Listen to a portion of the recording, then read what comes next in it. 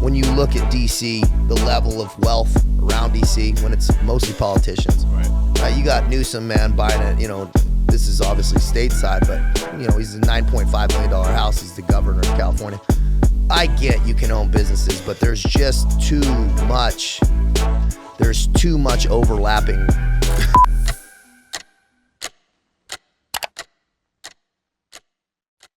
All right, guys, got Taylor here, escaping the fires, man. It's getting rough out there. Yeah, man, it's been heavy. We're right in between it. So right in between San Diego and LA. We're in that inland area, Canyon Lake, kind of Temecula area. But dude, it's been horrible. Man, it's heavy. You know how that stuff rolls in. This is just that perfect storm of, you know, shit, man. That's Santa Ana with all the stuff going on, man. Yeah. It's a shame. A lot of people lost their homes, man. Dude, it's crazy. I try not to get too conspiratorial, but it just seems like a lot of fishy stuff, right? Yeah, I agreed. Well, you know, I always say, don't just shed off as conspiracy what can be just complete incompetency. Yeah. You know, I feel like conspiracy back when we were growing up was like, you're crazy. Yeah. Like if you believed in those. Yeah. But now it's like normal. Dude, I mean, there's so many people that have so many agendas, and I don't put anything past anybody, especially if you got enough ass in the sauce to be able to make some shit happen, man. Right. And I'm sure you witnessed these firsthand, you know, with your military experience, right? Yeah, man. I mean, also in the devil's advocate piece, it's hard to keep a secret. It is hard to keep a secret. And so there's that conspiracy piece of you really need a lot of people to keep a lot of secrets, and that's tough to do. Yeah, because some of these are wild. Yeah. Yeah. And I don't really trust people's ability to keep their mouth shut. Yeah. And on social media these days, I mean, people are just quick to fire the trigger. Yeah. Dude. They're like, oh, I got a secret, man. Let me tell you how much you're going to pay. Yeah. They're releasing some unclassified documents today. Did you see that? I saw that Trump kind of opened up some of those RFK documents, man. That's going to be interesting. That is going to be interesting. I can't wait to get home tonight to read those, honestly. Yeah, I was curious how Kennedy was RFK was kind of looking at how that might feel, you know, at being family associated. I mean, he must have known by now, right? Yeah, I'm fascinated with some of the dinner conversations between that family, bro. Can you imagine? Yeah. You know, they've had helicopters landing on their front lawn for decades, you know, just being that tied in, that high up, man. I can't imagine what some of those conversations are. Yeah, it's going to be interesting, man. My grandmother, I was too young when he got assassinated, but she really got affected by that one. Yeah. You know, my grandparents, that was a big deal back in the day. Bro, imagine that scene. That's powerful, man. That's powerful. How that actually transpired. Yeah, because they got it on video too. Yeah, dude. I mean, people live. Imagine. I mean, we had almost that same thing happen here. You know, with I mean, there was a lot of talk, but people think about what that actually would have been. That's horrifying, man. That level of violence and people seeing that, and somebody died there too, right? And so, man, it's nothing to just to scoff at that level of violence. Yeah, yeah. You never want it to get to that far, even if you disagree, right? Dude, people are extreme, man. Yeah. Dude, talk some shit out, man. It's okay to have ideas, but people get so wrapped up emotionally. It's lack of emotional intelligence, man. Yeah. How did you get control of your emotions? Because I'm assuming you weren't born like that, right? No, dude. I'm actually probably one of the worst. I had a real bad temper growing up, and you know, all that wrapped in with growing up, and it's no excuses, it's just kind of reasons or things that I had to learn. But I really learned my ability to control my emotional state, my internal vibrational frequency in the French Foreign Legion, where I had everything stripped away and was just kind of forced to go internal, man. Yeah, because that's like the highest level of the military over there, right? Well, it's infantry. It's highly trained infantry unit. It's just a very unique unit. Okay. Anybody that doesn't kind of know, 30,000 foot overview, it's like a couple 100-year-old institution that's just foreign fighters in France, started by an old king to get foreigners out of the bars and back onto the battlefield without the political pressure of French coming back in body bags. Interesting. And they've fought in every war from Algeria to fucking Afghanistan. Holy crap. Yeah, so it's about 7,000 guys, almost all foreigners. And they have French officers for the most part that come from their like West Point, you know, equivalent over there. And all the rest are foreigners, man. And so you show up with a bag and your passport and knock on the door. Wow. Dude, it's like the Wizard of Oz, man. You just go, there's no application. There's no fucking There's no calling ahead. You just go. There's 2 little bases, one on the east outskirts of Paris and one in South France. You just go knock on this big iron metal door, and a dude with a gun and like a green beret, who's a French Foreign Legionnaire, will open it up and be like, "Qu'est-ce qui se passe?" What's up? Like, "Je suis ici pour la Légion." If you Googled a little French before you got there, and they tell you to get up on the pull-up bar and you hand your fucking passport. And I didn't see that passport again for 3 years, man. Whoa. Yeah, you hand it over, and if you make it through, you can't leave the country. You operate under a fake name. They give you a fake identity and all that. Holy crap. Yeah, it's a very unique institution. That is super unique. 24 hours a day, 7 days a week, 365 days a year. Whoa. You can go there Christmas morning and knock on this door and they'll let you in. No days off. No, it's 24-hour guarded. It's just what they do, man. That is interesting. Yeah. And all sorts of perspectives, because you said it's people from around the world. It's not just French people, right? Yeah, it's 150 nations represented in the French Foreign Legion. So, I mean, in my graduating class of like 50 guys, it was Venezuela, Colombia, El Salvador. You have countries, every country in Africa, South Africa, Mali, Chad. Damn. And then you have all the way to Thailand, Mongolia, man, and every Eastern European, a lot of Eastern Europeans, Ukrainians, Romanians, and things like that, man. Nepalese also. Yeah, so super tight knit too, because only 7,000, only 50 in your class. So that's like very personal. Yeah, man. And so it's about 1 out of 15 guys who knock on the door will actually get selected. Oh, that's it? Yeah, it's about 1 out of 15 because they're looking at your feet, your legs, your overall body composition, military experience, age, 18 to 39 and a half. 17 and a half to 39 and a half is the window. But they're looking at everything. And also massively important is the interview. So psychological evaluations, IQ tests, and Interpol background checks. Damn. So that's going to be, and that whole vetting process is about a month long before you actually sign a contract. That's insane. Yeah, before you go to boot camp. That's just like you in civilian clothes, hanging out for a couple weeks, IQ tests, medical checks, dental records, all these dental checks, I should say, and interrogations. They do this like Gestapo interview, which mine was very long because they're like, what the fuck's a former Navy SEAL doing here? They don't want issues with the United States government. They don't want dudes coming there for war crimes or having issues with Interpol, right, arms trafficking, drug trafficking. So they're like, what the fuck are you doing here? And I just told them, I was like, man, I ruined my whole life. I need a second chance. Damn. And so that checks out though, right? They're like, all right, that actually makes sense. Yeah. They're not looking for Boy Scouts there. They know what the deal is. That's interesting. They probably don't want spies either. Yeah. I mean, there's a couple countries they don't allow, which is interesting. I think it was Cuba and North Korea, I think, are like two. That makes sense. Yeah, there are 2 countries that they don't allow that might have changed, but it hadn't at that time. Yeah. Where did you get sent off to while you were there? So they sent me to South America, an deployment in South America. And when the Ukraine war kicked off, they sent us to Enhanced Forward Presence Battle Group attached with NATO to the Russian border in Estonia, which was, people that only know because I didn't know much about Estonia before, but it's that far northeast corner along the border of Russia. And it was the Danish, the French, UK, and Estonians grouped up in this we were rolling out on exercises, flexing on the border, right? It wasn't hot combat or anything like that, but it was joint training exercises, flexing on the border, blowing some shit up. But we'd roll out with like 82 tanks, man. Holy crap. I had never seen, being a Navy SEAL 7 years, you're operating differently. But dude, 82 tanks in a row, dude, that's $3 million in diesel every day. It's like, nuts. It's a lot of money. So, or every few days. But in South America, a lot of people don't know. I didn't know this. I didn't know France had territory in South America. I did not know It's that. called Guyane Francais, French Guyane. So they use the fucking euro. They speak French. Really? And so it used to be a penal colony. And anybody seen the movie is The Papillon? It's like with Dennis Hoffman, old movie in the 70s. That's the movie about French Guyane, which is, dude, there's a lot of gold down there.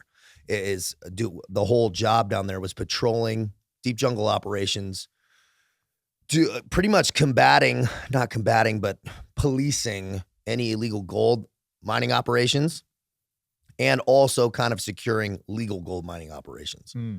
for French companies in French Guiana, man. So you would run into illegal gold miners? Oh, dude, we'd do 14-day patrols. I had no idea how prolific it was down there. We would hit a new one every day. Whoa. Dude, every day, 14-day patrols in, hit, destroy, run off, because you can't really wrap these dudes up, dude. You're 14 days hiking in the jungle. What are you going to do with them? Yeah, you can't bring them back. No, you can't bring them back. And so dude, they would have full-on little cities built. Dude, they would have karaoke bars. What? They would have whorehouses, man. It was like coming into these small little like shack villages, man. Damn. And so we'd be like, dude, we'd have to, it wasn't really disrespectful. You're like, hey man, we'd break their engines, pretty much burn the buildings down.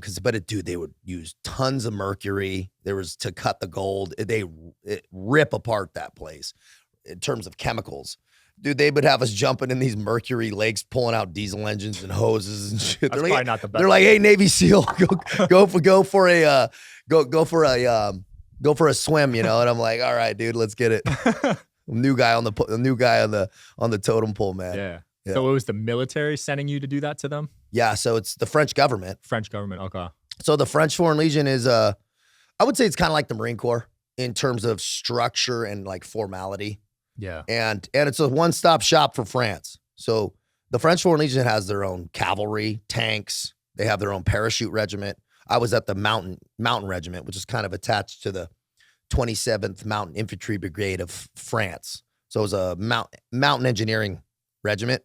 They got their own infantry and all that shit, man. Damn. And so medical, cooks, administration, all one-stop shop for the French Foreign Legion. So it's very useful for France. They could just kind of put a regiment or a company or whatever into wherever they need to put them. That's insane. So were these illegal mining operations, were they combative or were they kind of just submissive? They're running off. They don't really want issues with the French. That makes sense. They don't want to get in a firefight. But dude, some people would have weapons. We'd come across weapons. But thankfully, it wasn't, we didn't have to like have any issues like that. But it's kind of sad because, dude, they got families there and stuff too. Yeah. They got women, kids, dudes would run off. It was just kind of it's unfortunate to see, but it's also people trying to make a livelihood, So I don't have any ill will. We're just kind of doing our piece down there to kind of just, run it off and clean it up, I guess, as best we can. Yeah. Those mines, I've heard they're in Africa too. Dude, tons, man. I think they're probably doing cobalt and diamonds and stuff down there, but dude, it's pretty powerful what you see because somebody at the top's making the cheese, but they're pulling a lot of gold out of there, dude. Wow. We were taking, there would be spots, man. It would look like this, man. That big? No, I'm saying like the ground. It would have these like shape. You would see gold in the ground, man, just like laying in the sand. Wow. Like, damn, it's really out here. We would have this one we had to bring a bunch of demolition in there and blow the shit up out of this gold mine. But dude, there were gold laying on the ground, little trace amounts, right? But you could see the flickers, but it's very impressive. And I talked to a legal gold mine. They had 7 guys working this mine. And I'm like, what are you pulling out of here, dude? They're pulling 500,000 euros a week out of it. What? Yeah. 5, 6, 5, 7 guys, man, with they had some equipment and it was a little bit better of a operation, more formal. But getting it out, man, dude, it was like Wild West. The dude would put a backpack on. One of them got shot through the neck, and that's why we got sent down there a couple weeks before he died because, dude, it's like the worst mission ever. These guys would have their backpack, and I don't know how they would draw the short straw who would actually, but weekly they would do the run to get the gold out. And so obviously there's these small little like out bandit units that know, okay, these guys are going to have to get this fucking gold out somehow. And so dude would get on a dirt bike. One guy would drive. One guy would have a gun in the back and a backpack packed with like the raw gold or however they got to get it out. And just fucking, through the gauntlet, man. It takes a week? No, I mean, every week they would do that, but it would take however many hours to get back to the main river. Cause dude, and then they're putting it on a riverboat. Oh my God. Putting it on. I'd be terrified. Yeah, man. Cause it's too mountainous to fly, right? Dude, it's so deep jungle, man. It is real Amazon jungle, dude. Wow. Because it borders Venezuela. Damn. It borders Suriname technically, but it's, right between Brazil and Venezuela is that area. I mean, it's real jungle, man. So you saw some wild animals out there. Oh, dude. It's like Avatar. Dude, it's like Hunger Games, man. Dude, we were down there and you can't lay on the ground. Really? You cannot. You're going to get fucked up, dude. By a snake or something? Ants, man. Damn. Dude, they're everywhere. That's right. And you don't think about it's not the big animals that you're really worried about, dude. It's the small insects, man. And I got hit by this. I came up on like a nest of these things called fireflies. And you're normal, like Idaho fireflies or whatever they got. These things are like the most terrifying things. They stung the shit out of us. But you got to sleep in hammocks with nets. And they call it l'inferver, bro. After we probably hop off, I'll play you what it sounds like at night there, dude. It sounds like this. All night. What? Howler monkeys, they're howling. It sounds like hell, man. They call it l'inferver, green hell. That's what the French call it. Eerie, but oddly relaxing. You're in a hammock and you've been hiking all day or, moving through the jungle and now you're raised up, you're comfortable. It's unique. It's a very unique experience. That is unique. Yeah, it is cool. You're soaked, bro. Absolutely soaked. You can't carry enough water.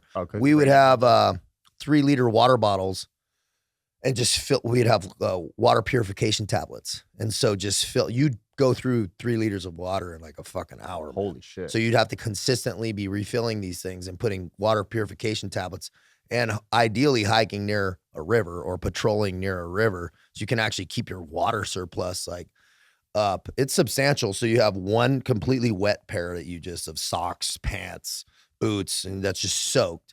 Then in your ruck, because you're carrying chainsaws and sledgehammers and shit, you're carrying a lot of heavy shit.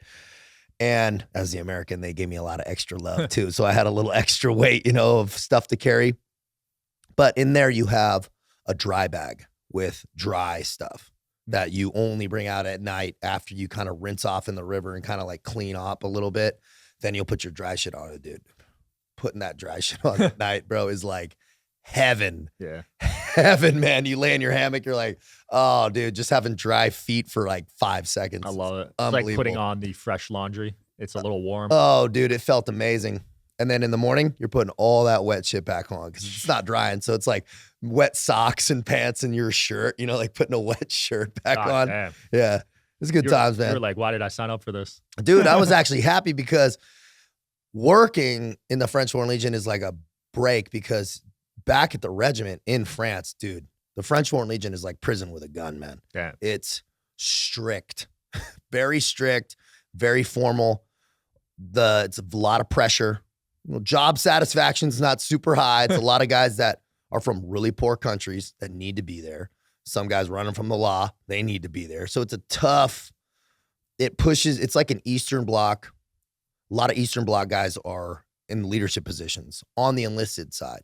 So those dudes are fucking tough, man. Mm. You got Moldovians, the dudes from Belarus. Yeah. All, tough places, and they push that culture down. And so that's who's running the show, as it should be. Not judging it, it just is like that. That's just a reality of it. That makes sense. So you were the only American out there?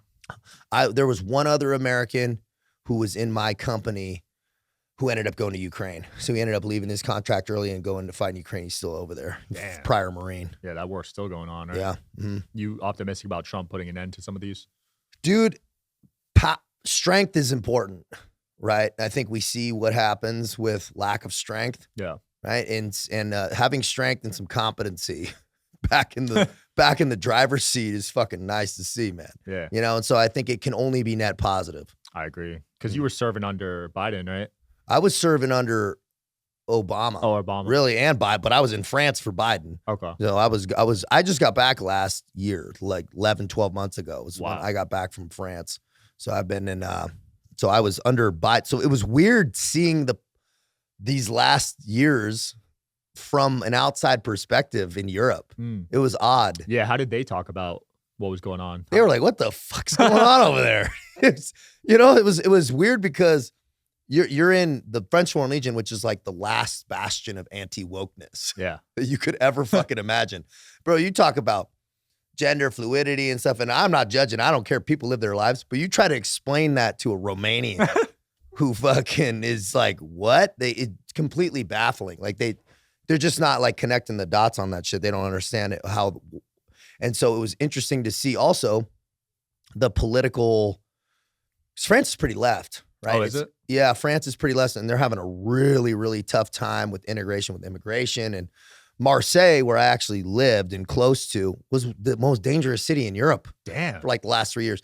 Dude, we'd be sitting there and they'd be burnt cars in fucking Marseille, South France. Gunfire, AK, dudes dying from AK gunfire. I had no idea that was going on. It's not like a war zone or anything, but there's areas that the police don't even go. Because the integration with the Algerians over there it's the byproduct of imperialism, right? They're opening up the immigration. They were in Algeria. France was in Algeria for years. 26 countries in Africa speak French. A lot of people don't know that. I did not know that. France has had their piggies, all over the world. And so back home, the country is very, very social welfare. They push a lot of it, and they're having a lot of hard times with it. I wonder if they'll bounce back. Sounds like a lot of countries are under new leadership. You see Canada now. Well, the pendulum's shifting over there hard. They had this woman over there they called the female Trump, that she was running for president. I don't know what her name is. Somebody will know if they watch it, but she's like blonde and she's hardcore, man. Oh, yeah? She's like, bring back the franc. We're not using the euro. Deport everybody. She's one of those, Did she win or no?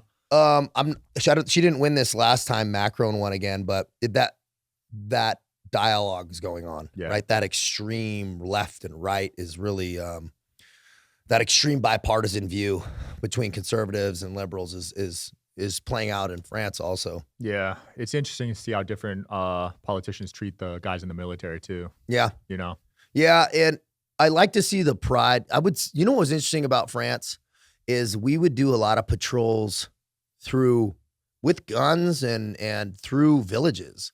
Like that's how our training would go.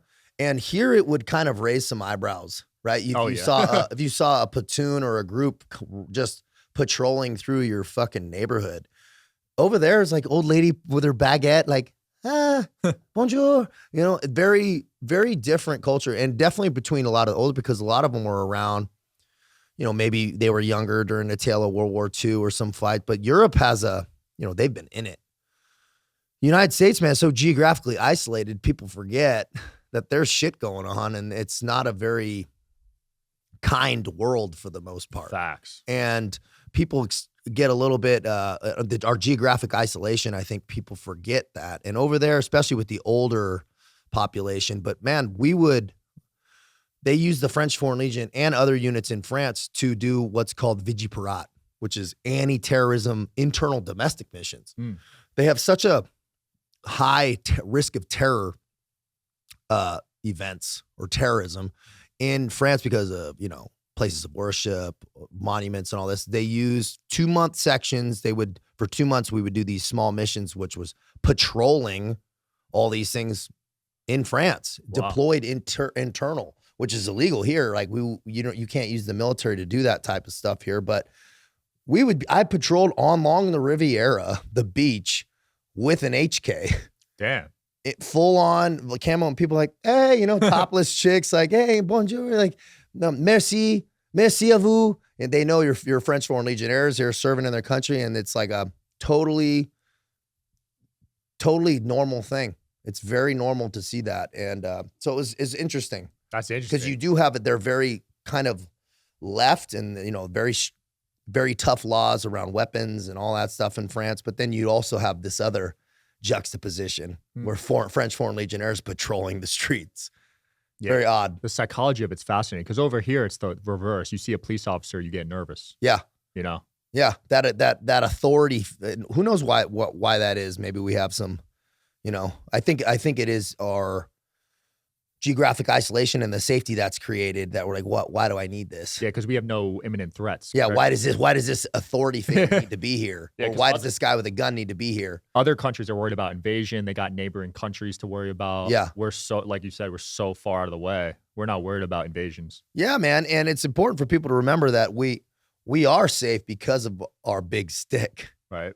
right? We flex a lot of power, and that deterrent's important, right? I don't think we need to be in all these different countries spending all this money, but there is a line that I think is very important for us to maintain. Yeah. There's always that debate of like, should we send foreign aid here? Should we send it there? Should we even get involved at all? Yeah. I mean, we're helping so many different countries. I think probably the answer, and I think Trump's mentioned it too, is we got to dial a lot of it back. Agreed. I think that just to being fiscally conservative, I don't think should be a bipartisan issue. No. Being fiscally conservative, man, you operate your home finances that way, right? Yeah, the government is a business, right? At the end of the day. Yeah, man, it's money in, money out. Yeah, and a lot's going out right now. Yeah, man, it's a lot going out, right? It's like, who was that?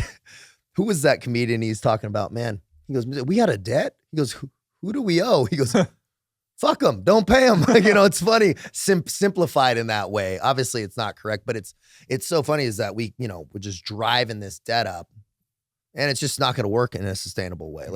We got to have to have some intelligent leadership, man. That's why I'm excited for Doge, man. Yeah. I mean, I hate to like see people lose jobs, but let's be efficient. We have to be. And sometimes heads got to roll.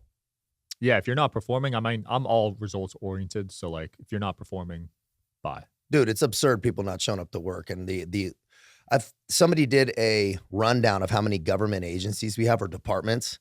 It was like a new one has been created every year since the United States. I saw that. It was like in the 200. Hundreds. Yeah, 200 something, or maybe that's too much. Right? You got cat fashion show department or some shit. It's like, but really very odd things and spending. And it's really, if you don't have a department and some people who actually know how to get some shit done, who aren't attached to the swamp directly, man, how is it going to get done? You need somebody to come in with a fucking axe, man. I mean, it's disheartening because as a U.S. citizen, as a taxpayer, I'm paying hundreds of thousands a year in taxes. Yeah. I would love to see that put to good use. Yeah, man. Like guys like you or something efficient, but like the way it's going now, I'm not even excited to pay taxes because it's a waste in my eyes. No, and that's not how it should be, right? It should be, we have a pretty progressive tax system. People pay a lot of taxes and they go fucking out the window. And you should have confidence in where your money's going. Should have confidence in your leadership.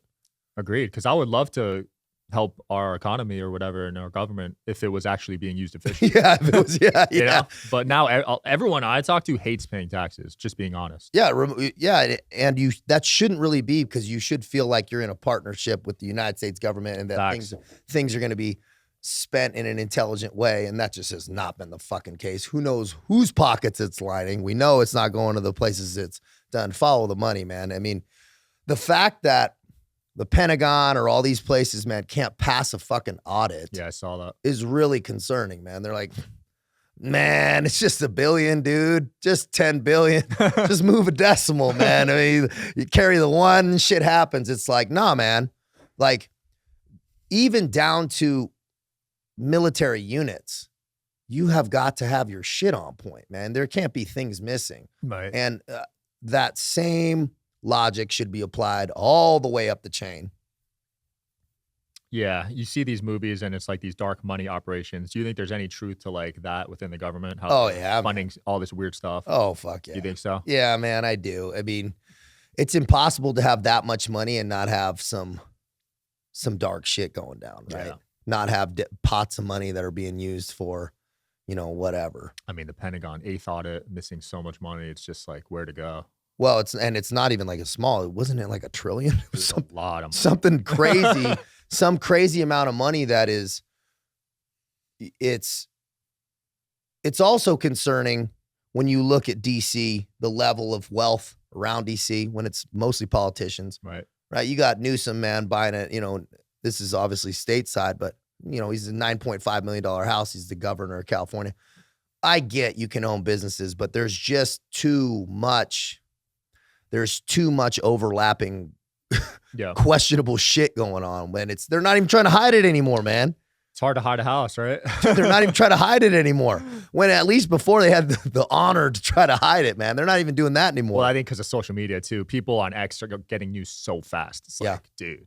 Like, that's the beautiful thing about social media. People talk about, the negatives, but the positives are the transparency. Right. The positives are you get in, like, you got a super strong platform. Bro, you can give direct information that you don't have to bow the knee to somebody. Agreed. Right? You don't have to bow. You can get honest information nowadays that, bro, before, when were you getting it? You're getting it from 5, 6, 7 sources, maybe, if you were lucky. Yeah. Maybe I'm not owned by anyone. You're not owned by anyone. You don't got to bow the knee, man. Yeah, I'm independent. That's why I like shows like Sean Ryan. Do you know that show? Oh, yeah. Yeah. So like he covered the Tesla Cybertruck blowing up in Vegas, and there was a lot of disinformation until he covered it. Yeah. He found out what happened. So, dude, and that's a beautiful thing. That is the beautiful thing about independent shit and it not being so consolidated. Yeah. Now, the decentralization of media and have guys like you covering so many different bases, guess what, man? You get a full view of the honest vision. Yeah. When you're getting it from all these different people, all these different sides, and your connections and who you can get information from directly. It's powerful, man. It's been great for guys like you. There's a lot of SEALs having success, you know, former military guys being able to finally share what they went through. Yeah, man. And I heard, you'll get some negativity, not from, all these different sources, there's all that side of it. But, people be like, oh, narcissism, hopping on the thing, talking. I go, no, man, you learn lessons going through hard shit. And so there's lessons learned when you're going through training, when you see certain things and get to push yourself certain limits. And that's important to share, man. Right. What are you just supposed to sit on good information that could help somebody's life? And for me, man, I went from, the SEAL community, made a bunch of bad decisions. I was arrested, went to jail before and middle and after, man, and got kicked out, for performance enhancing drugs, steroids. And, I don't try to throw that accountability. I did it all. But in that process of kind of breaking my life down and ripping it apart, man, it took me to a suicidal point, man. Wow. I was in my truck, thinking about killing myself 2 years after that, after working in the civilian world and things, and business kind of fell apart, and bad habits, alcohol, Adderall, weeds, all the shit, man, and just not living correctly. And being at that low point and then being able to build yourself back up and pull yourself out of it, and the process of what I learned in that and the steps it took, man, I want to share with people because there's a lot of people at that low point, and I don't fucking want people to stay there. Yeah. And so this mic is very helpful. Platforms like yours are very helpful, and I appreciate you inviting me here, Sean. Is, man, if you're in that point, take some certain steps of somebody who's already been there, pull themselves out. Let me talk to you, right? That's the opposite of narcissism, man, right? Agreed. I want to fucking share how to change not only your life, but your family's life. Leave a legacy of strength and resilience, not, something terrible. Yeah, that's why I love having veterans on, because you guys deal with a lot of mental health issues behind the scenes, Yeah. You can inspire and help a lot of people. Yeah, and that's really sure, you can use it for some, beating your chest or whatever, but that's not the point. There's so much good information for veterans and anybody who's going through tough, difficult times, transitions in your life, losing a business, divorce, like guys I work with, a lot of those, you have the full slew, death, all these things that you learn going through, especially as a veteran, that, man, everybody goes through, and everybody can apply these same principles to live well, to live in an excellent way, to approach your day and try to master your fucking day, like the samurai would call it, right? And that universal wisdom, if we pull it into and apply it to this daily life of what we do, man, it works. Yeah. It fucking works, man. Damn. I didn't know you got kicked out for that. So I had Dr. Mark Gordon on this show. He said guys aren't even allowed to use peptides or else they'll get kicked out. Yeah, man. And so I was at a time, it was a little bit more cowboy. It was still against the rules though, zero tolerance. I fucking knew it and I did it anyway, And so when I brought heat on myself, I had 2 bar fights and, about a year apart from each other, or a couple, a year apart. And I brought heat on myself, and Navy JAG was like, wow, fuck you. I was getting out of it with good lawyers and stuff. And they were like, negative, bro. And so they sent my test to the Olympic Testing Center, and fucking, I lit that test up like a Christmas tree, man. And, but I didn't fight it. I didn't deny it. And that was I took a general discharge. Right. And so because part of it was, I wasn't trying to deny it or, drag the thing out longer than it had to be. Yeah. And that was it. Right. And so now they're very strict on it, and they've, I don't really have an opinion on it. It is what it is. I just think it sucks because a lot of these veterans or guys in the military, they actually have super low testosterone from Yeah. all the explosions and mental damage, and peptides can really help with that. Man, dude, they have doctors now and stuff, and I really think that hopefully, or I trust that the science will get pushed. I mean, you want guys operating at an optimum level, right? Some guys may think I was doing it, for selfish reasons too, right? I wanted to look better at the beach and shit like that, right? There was some, immature reasons I was doing it too. But you are stronger. Your immune system's better. You're a little bit more clear.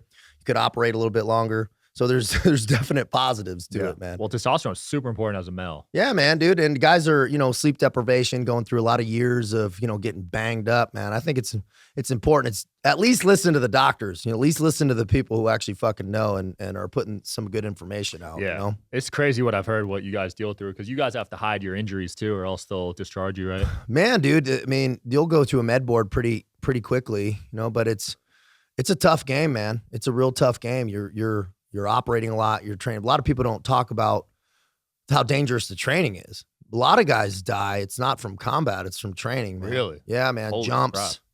drowning. I almost drowned in Mexico doing the G20 summit, doing Obama's thing when he was doing the G20 summit down there. I almost died. That was the closest I ever came to dying. What was that? G20 summit? Dude, it was 2012 and the G20 summit was happening in Cabo. Yeah.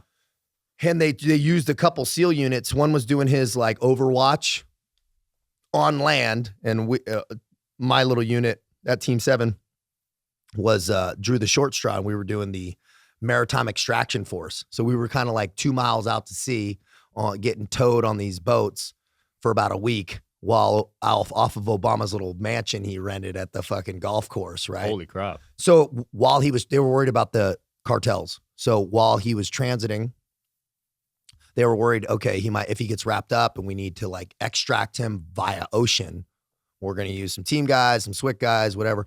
What had happened was a couple days into it, a huge storm came in, massive storm. And we needed to like shelter inland. Yeah. And dude, I jumped off onto this smaller boat or tried and hit the side, went in the drink, like full kit, weighted down. And whoa. Yeah, man, it almost died, man. So you got knocked out underwater? No, I didn't get knocked out. I just hit the side of the boat and went in the drink, but I had my body armor, M4 wired onto my body. Damn. 6 mags, pistol, backpack, radio, batteries, helmet, night vision, everything, dude. Holy and I had like a water wing and not a lot of flotation.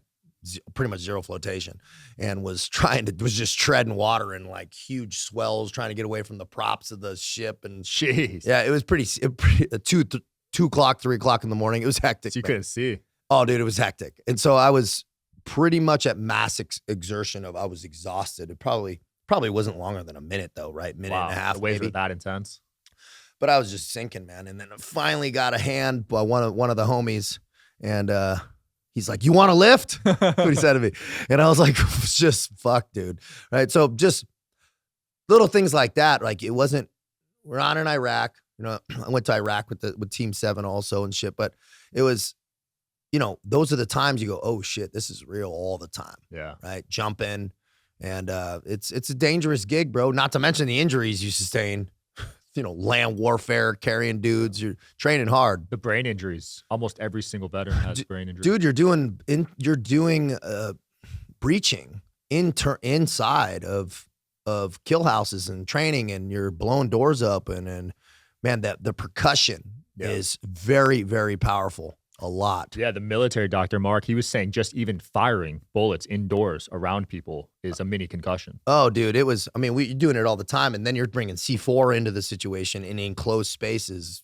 You're getting your bell rung a lot, man. You got to get a brain scan, my man. Yeah. Well, they did, man. And they did? Yeah, man. And so they're like, man, you got some stuff. So VA has done some shit on that front, but they're tight on it. They're like, oh, do you have this or you have that or what's it from? Yeah. Well, I don't know about the VA method because they're going to put you on pills, right?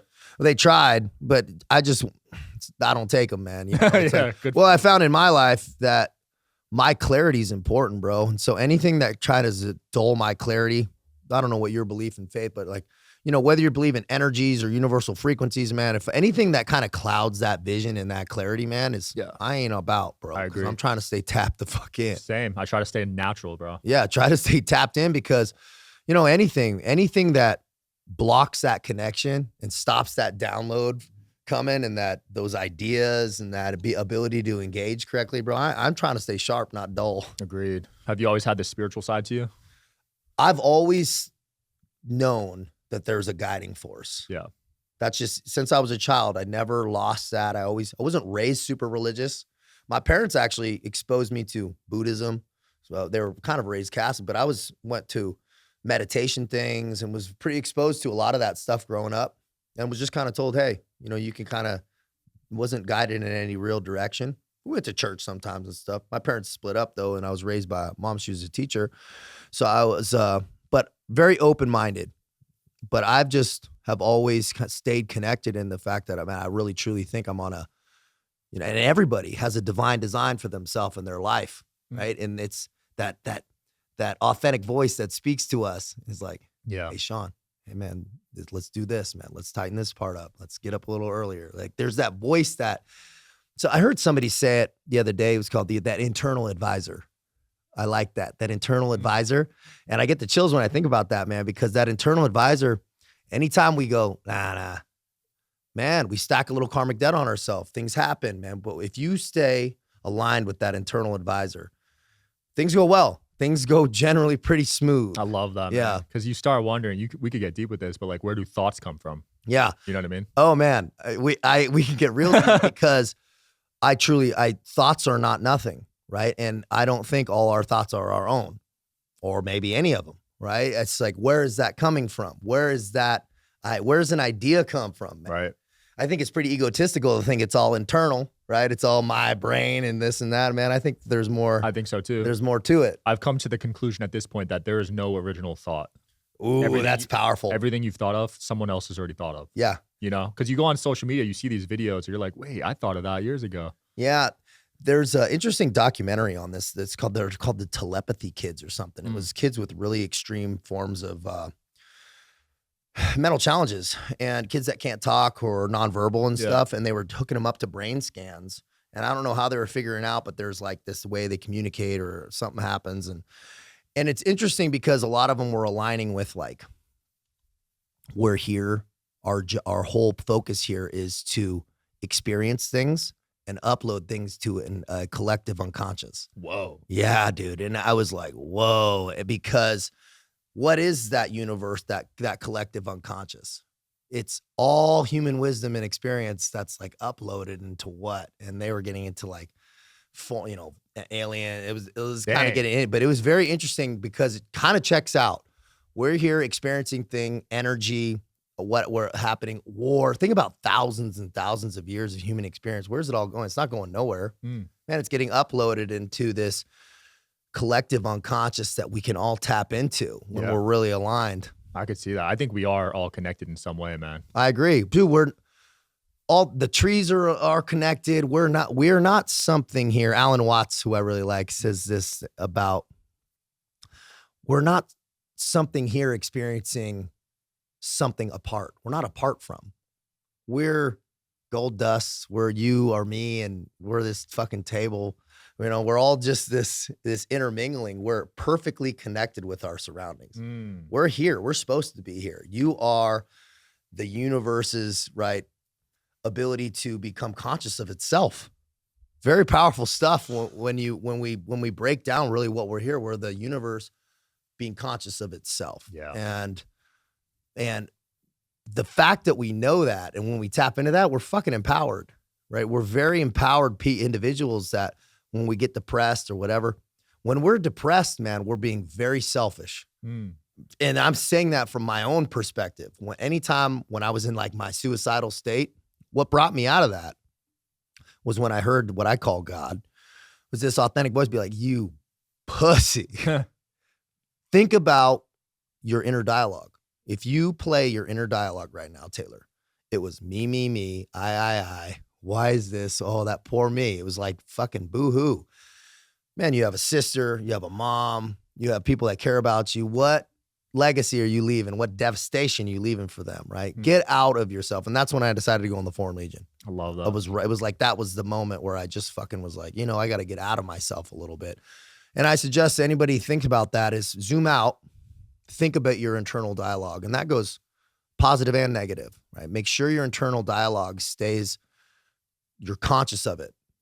Keep it positive, deliberately positive if you have to. Not a fucking cheerleader, right? You don't got to be, but deliberately positive and conscious about what your internal state is. Yeah, dude, I love all that. Yeah, also whenever I feel a little disconnected, I get out in nature. Ooh, I like that. Connects me so well. I'm sure when you were in the jungle, you must have felt some peace like you were saying out there. Well, we get disconnected, man, just even physically we're separated with rubber on our feet from the ground, right? Even grounding your feet on some grass and touching a tree, right? You're getting connected back with that mother energy. That is, you do not have the ability to do it if you're in the concrete jungle all day. When are you going to touch anything real? You're going to touch it. When's the last time you touched a tree, or put your feet on some grass? It's one of the side effects of living in a major city, right? Yeah. Yeah. So it makes sense why people have neurosis, right? It's neurosis and psychological issues. It's rooted in a couple things: lack of being connected with nature in the right vibrational thing, and pain avoidance. Pain avoidance is, comfort seeking, right? If you're constantly comfort seeking and detached from nature, bro, how could you be in a good psychological state, at least in a sustainable way? It's fucking impossible. No, it is. You see a lot of people with cubicle desk jobs, not in touch with nature. They're depressed. Dude, it makes sense. Makes sense. Dude, you're depressed, right? No sunlight, vitamin D deficient, sodium deficient, micronutrient deficient, not connected with nature, not internal dialogues, dog shit. Right. Bro, you're fighting against the tide. No, you're making it almost impossible to live in an optimistic lens or see the world in an optimistic way. Yeah, and that's not even mentioning purpose, right? No, dude, not even talking about what you're doing. Yeah. Right? We're not even talking about really daily habits yet. Those things stacked on top, bro, if they're negative, it's truly impossible to live well in that way. I don't care how much fucking money you make. It doesn't matter. It's not going to do it. No, I agree. I've seen people that are worth billions that aren't happy. Yeah, man. I'm like, go put your feet in the ground, bro. You know what I mean? Yeah. I love that, man. Grounding's super important. Even in Vegas in the desert, I find some grass when I can. Yeah, do it. Yeah. Hey, bro, get out there and put your feet on some ground, man. It feels amazing. Yeah, it does. Feels so good. Yeah. When you were in the jungle, did you see any UFOs or any weird alien things? Dude, it's kind of weird you say that. I saw some shit. I don't know what it is. I don't know about aliens and I don't know about this.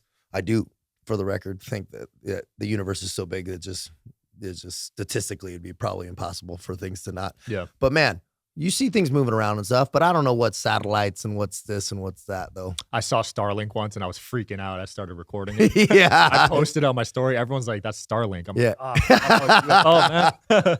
So yeah, you're right. There's satellites everywhere. You really never know. Yeah. But I've seen some stars move. Yeah. I've seen some weird stuff in the air. Yeah, man. And you know what's really interesting? A lot of guys in the military who watch this will know. When you put night vision on, if you've never put night vision on and put it on, look up at it is unfucking believable because it's picking up all the ambient light. So it's very dark out, right? If it's like if you're in the desert and you think you see the stars, wait till you put night vision up and look up at the stars. It is incredible, the dynamic and how many more you see. Really? Yeah, man, because it's picking up the stuff you can't see with the naked eye. It is incredible. Wow, I want to try that. Yeah. I actually love going stargazing. Bro, get it. They have cheap pairs and stuff, and they have stuff you could pick up at military surplus stores and stuff now. Bro, take it out there and go, whoa, dude. Wow, I can't wait. Yeah, because there's a lot of like pollution now too. So yeah, man, you get away from that little bit of that light pollution or even the regular pollution, and you get out kind of in the desert and you put some type of optic on. It's cool. I can't wait, man. Yeah. What's the next thing for you? Because you're done with the French Legion, you said now? Yeah, man. Dude, I love connecting and just being able to show people what helped me, right? I love being able to work with my clients daily. I do one-on-one Zooms and stuff, but build people's habits. I love to go, hey, here's what worked for me. The answers are very simple to live well. It's the execution on a fucking consistent basis that's challenging, right? Because of all the external variables, family and stuff. And I don't train people to get in a Speedo on stage. It's not what I do, right? It's I'm like, hey, you can improve your physical aptitude. You can improve your daily disciplines. You can improve your clarity. Let's start there, right? And so that's kind of what I structure. And so I'm just going to keep doing it. Writing a book, a little bit about the story from Navy SEAL to jail to French Foreign Legion and kind of that whole redemption arc, what I learned in that French Foreign Legion barracks, which was I'm still not happy. Now I was looking, what's the next mercenary group and what's this? And like, I'm like, dude, where does this end? And I realized that my happiness wasn't attached to something external. There's no fucking title. There's no other unit. There's nothing. I had to learn how to be okay with just me validated on just my daily habits. That was a really groundbreaking thing because nobody could take that away from you. People can take your badge. They could take your money. They could take anything. And that was a process that I had to learn through the SEAL teams and through the French Foreign Legion. That dude, the label, it's not you. You're not what you do. You're how you build yourself daily, right? That was really important, is I had to build myself into somebody I admired apart from the external validation. That's phenomenal advice, because there's a lot of active serving people right now that their identity is tied to that. Dude, the badge, the uniform, dude, it's going away. Promise you, guaranteed. It has to. Everybody's got to hang it up. And the only thing left is you and your daily habits. And so it's a lot of people focus on, man, what do I want to do? What's my purpose? What's my this? How am I going to get this done? Stop focusing on the who, the what, and start focusing on the who. Develop the who. Once you got the fucking who set, that's the engine that drives everything, man. That's the common denominator. Right. You are the engine that drives all this, right, Sean? So your daily habits got to be good. Your clarity's got to be good. Your vices got to be in check. Your emotional discipline, all these pieces, get that set. Then you can crush any blueprint. I love that. Yeah, because you could apply that to anything, man. You want to do real estate, be a lawyer. I don't care what you're going to do. Dude, if you bring that solid cat, that solid man or woman that's morally clear, is not completely trying to burn karmic debt off all the time by not living correctly, man, you're gonna live a much better life and be much more successful in the long run. Facts, because then you're not fighting against something. Yeah. You're just flowing. Yeah, man. You don't got to be pushing old ladies in the street to stack karmic debt. You can just not be living your best life and listening to that internal advisor. Yeah. If you're hearing something, you're like, man, I should get up earlier. I should really start getting in shape and stuff. Just get a little momentum. If you're going, man, tomorrow, guess what? You're burning off a little karmic debt. Slight, right? It's not a grave violation, but it's a little violation, and you're consistently trying to fight against the tide, man. That's why that famous thing of like 1% a day, right? Dude, it's incremental adjustments. Kaizen, right? Incremental adjustments daily. The compound effect is nuts. The compound effect is nuts, man. Those drops in the bucket, man. A little bit of write your book a little bit here, work a little bit on your side project here, push the ball down that's the whole game, man. There's no destination here, man. Absolutely. That's why whenever I'm questioning the gym, I'm like, all right, let me at least go 20 minutes. You know? That's it. Better than nothing. 20's way better. 20 times better than 0. You know what I mean? Dude, we'll link your stuff below. That was a blast. Yeah, man. Have you back on again one day. Dude, Sean, you're the man, dude. You got great energy, bro. And you're crushing it, bro. Yeah, we ripped it, man. Thanks for coming on. Yeah. Check them out, guys.